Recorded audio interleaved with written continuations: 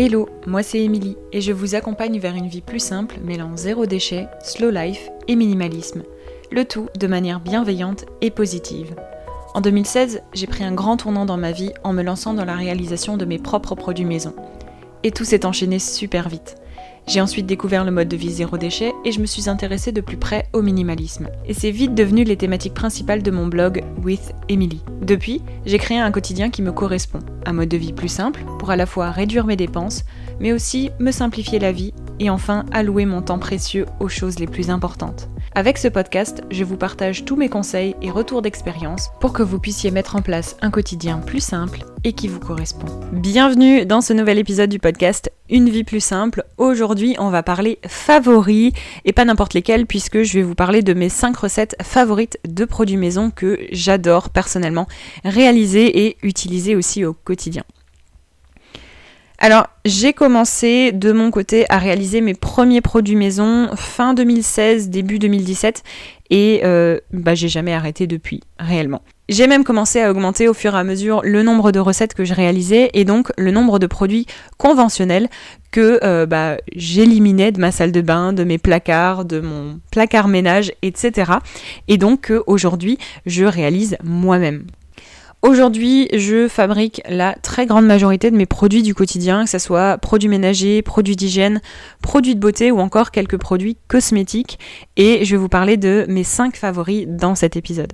Avant d'aller plus loin, sachez que toutes les recettes dont je vais vous parler, mais aussi celles dont je vous parle dans ma newsletter ou que vous me voyez régulièrement réaliser en story Instagram, toutes ces recettes sont rassemblées dans mon e-book de recettes Réaliser soi-même tous ces produits du quotidien où vous pourrez retrouver 40 recettes de produits indispensables du quotidien. Et si vous voulez en savoir plus, je vous mets le lien vers la page de présentation du e-book de recettes dans les notes de l'épisode comme d'habitude, mais vous pouvez aussi le retrouver directement depuis mon site internet withemily.com. Le premier produit que j'adore réaliser et dont je ne pourrais pas me passer, c'est la crème à récurer. C'est l'une des recettes les plus faciles selon moi à réaliser, surtout en tant que débutante, parce que ma recette demande simplement 3 ingrédients avec un petit peu d'eau. Et encore, ça se mélange aussi directement dans le bocal de conservation, donc pas besoin de vaisselle en plus. Et j'ai compté l'autre fois que je l'ai fait, j'ai mesuré, elle est faite en vraiment moins d'1 minute. Et en plus de ça, elle est super économique comparée aux crèmes à récurer du commerce, qui sont d'autant plus composées à 90% d'eau. J'ai encore vérifié ça l'autre jour et je trouve que la mienne est vraiment plus efficace parce que déjà elle est bien moins diluée et puis elle utilise des ingrédients simples, efficaces et il n'y a pas d'ingrédients inutiles dedans, il n'y a pas de parfum, donc ça correspond à tout le monde, ça évite les allergies, ça évite les odeurs qui vous prennent le nez, comme beaucoup de produits ménagers d'ailleurs. Personnellement, je l'utilise pour nettoyer les plaques de cuisson, pour nettoyer l'évier, mais aussi dans d'autres pièces comme la salle de bain, donc nettoyer la baignoire ou encore le lavabo, pour ne citer que ça, mais bien sûr dans de nombreuses pièces de la maison. Deuxième produit que j'adore réaliser, dont je ne peux plus me passer, c'est la lessive en poudre. Encore une fois, c'est une seconde recette très facile, très rapide et en plus de ça, très économique par rapport à la version conventionnelle qu'on peut trouver en magasin.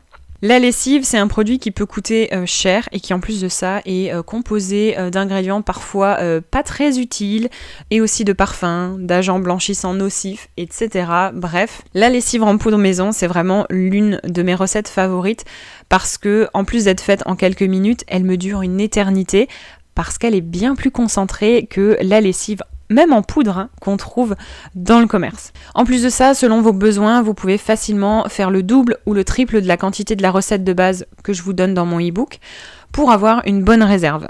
À condition bien sûr de la conserver à l'abri de l'humidité au maximum et si vous le pouvez à l'abri de la lumière.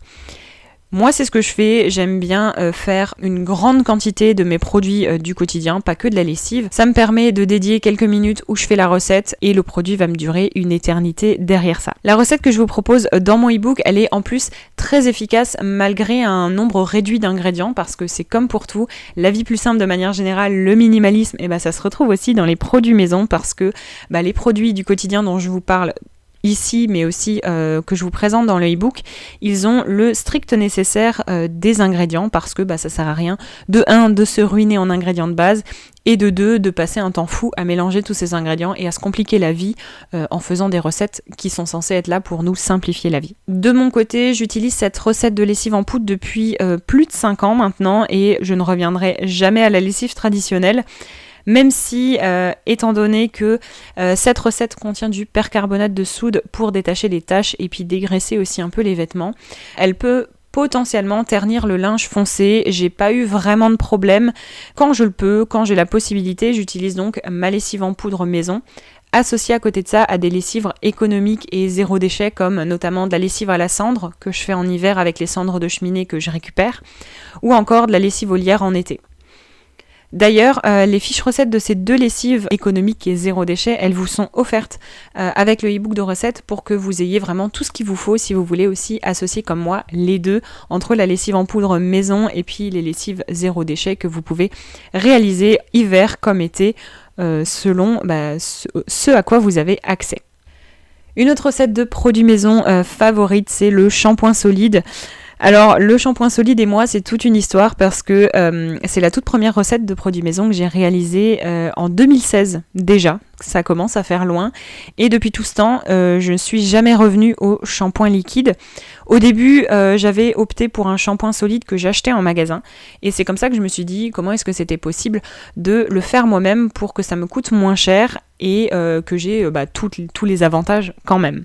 Le shampoing solide maison, c'est vraiment idéal parce que vous pouvez le personnaliser à souhait selon vos besoins, mais aussi les besoins de chacun des membres en fait de votre foyer.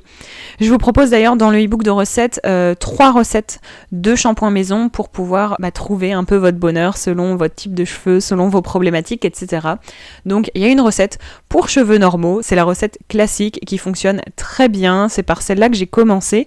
Ensuite, vous avez aussi une recette pour cheveux secs et une recette de shampoing pour cheveux gras ou en tout cas antipelliculaire. Ça fait un peu l'action des deux.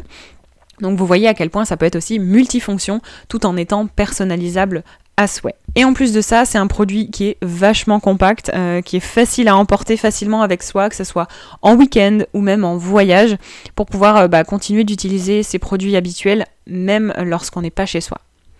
D'ailleurs, je parle beaucoup de ces produits solides dans mon atelier voyage minimaliste, donc mon atelier préparer et organiser son voyage minimaliste, puisque le shampoing solide, mais aussi le savon solide dont on va parler juste après, font partie de ma checklist d'indispensables à emporter avec soi en voyage pour à la fois réduire ses dépenses, mais aussi réduire sa quantité de bagages et le contenu de sa trousse de toilette.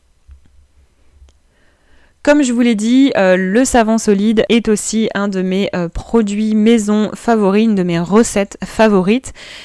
Alors, le savon solide maison, c'est une recette un peu plus complexe et d'ailleurs, les 2 recettes du e-book sont d'ailleurs les 2 seules recettes dans le e-book avec un niveau de difficulté le plus élevé, donc qui est représenté par 3 petits fouets, puisque chaque recette du e-book a un niveau de difficulté présenté pour que vous puissiez un peu mieux vous situer.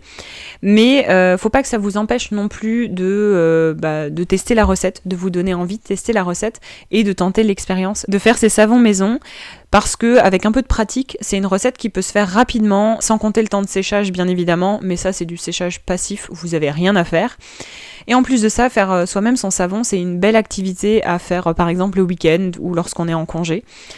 Et c'est aussi très économique de faire son propre savon maison, puisque vous pourrez faire en une séance, donc une après-midi par exemple, votre stock de savon pour toute l'année en fait, tout en utilisant des ingrédients de base de qualité que vous allez choisir, mais aussi qui sont très efficaces et quand même bien moins chers, in fine, que les gels douche ou les savons solides du commerce. Et puis, comme pour le shampoing solide, c'est 100% personnalisable pour l'adapter à votre type de peau, à vos problématiques, etc. C'est pour ça que, encore une fois, dans le e-book, je vous ai proposé 2 recettes. Une recette de savon solide maison nourrissant et hydratant, c'est celui que j'utilise moi pour le corps, de manière générale. Donc c'est parfait pour une utilisation quotidienne sous la douche. Et vous avez aussi une seconde recette d'un savon purifiant, ou en tout cas un peu plus purifiant, un peu plus matifiant, que j'utilise personnellement de mon côté pour me laver le visage et réduire au fur et à mesure mes imperfections. Je trouve que le combo des deux me permet de trouver mon bonheur au niveau des savons et en même temps de réduire le nombre de produits qu'il y a sous ma douche, de faire moi-même mes produits sous la douche et de choisir ce que je mets dedans. Et enfin, dernière recette de produits maison que j'adore tout particulièrement, c'est ma recette de poudre matifiante. C'est ma dernière recette favorite, mais en vrai j'en ai tellement d'autres. J'ai dû en sélectionner que 5 pour cet épisode-là. Mais si vous voulez une suite, si vous voulez un deuxième épisode, dites-le moi, donc par email ou par message privé sur Instagram ou sur les autres réseaux, n'hésitez pas.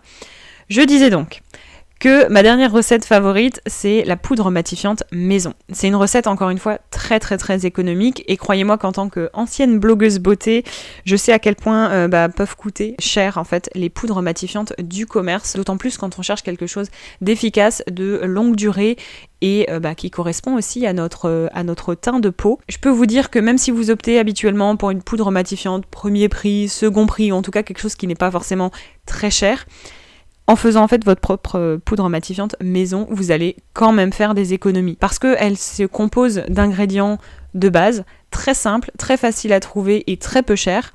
Et en plus de ça, elle est encore une fois personnalisable selon votre type de peau, notamment en utilisant peut-être des poudres végétales, mais aussi vous pouvez adapter la pigmentation de votre poudre selon votre type de peau, selon votre couleur de peau, et cela du plus au moins clair, avec encore une fois des poudres végétales ou autres, des fois même quelque chose que vous avez dans la cuisine. Je vous en dis pas plus, si ça vous intéresse, vous pourrez retrouver mon e-book de recettes directement depuis mon site internet ou en cliquant sur le lien dans les notes de cet épisode. J'espère que cet épisode a pu vous faire découvrir des recettes de produits maison que vous ne connaissiez pas ou que vous hésitiez peut-être à faire vous-même. Alors, petite question, prête à vous lancer dans la réalisation de vos produits maison? Ou bien même d'aller plus loin si vous avez déjà testé quelques premières recettes? N'hésitez pas à me faire un retour encore une fois. Je serais ravie d'avoir votre avis sur peut-être les recettes dont je viens de vous parler ici, ou le e-book de manière générale si vous avez suivi des recettes du e-book de recettes. Nous, on se donne rendez-vous dans 15 jours pour un prochain épisode pour d'autres conseils autour de la vie plus simple. Et en attendant, n'hésitez pas à partager cet épisode autour de vous, peut-être à quelqu'un qui est tenté ou intéressé par les produits maison, ou peut-être qui est un peu sceptique sur les produits maison et que vous avez envie de lui donner un autre point de vue là-dessus. N'hésitez pas, et puis pensez à mettre 5 étoiles sur Apple Podcast ou encore sur Spotify. Ça permet de soutenir le podcast et qu'il soit visible à davantage de gens, davantage de personnes qui pourraient découvrir le mode de vie plus simple, le fait maison ou encore le minimalisme. À bientôt! Merci d'avoir écouté cet épisode de Une vie plus simple jusqu'à la fin. Si vous avez apprécié, n'hésitez pas à vous abonner au podcast et à le partager autour de vous. Retrouvez toutes les notes et ressources mentionnées dans l'article dédié sur withemily.com. Et si vous souhaitez rejoindre la communauté, n'hésitez pas à vous inscrire à la newsletter depuis le site internet. Et je vous dis à bientôt pour un nouvel épisode de Une vie plus simple.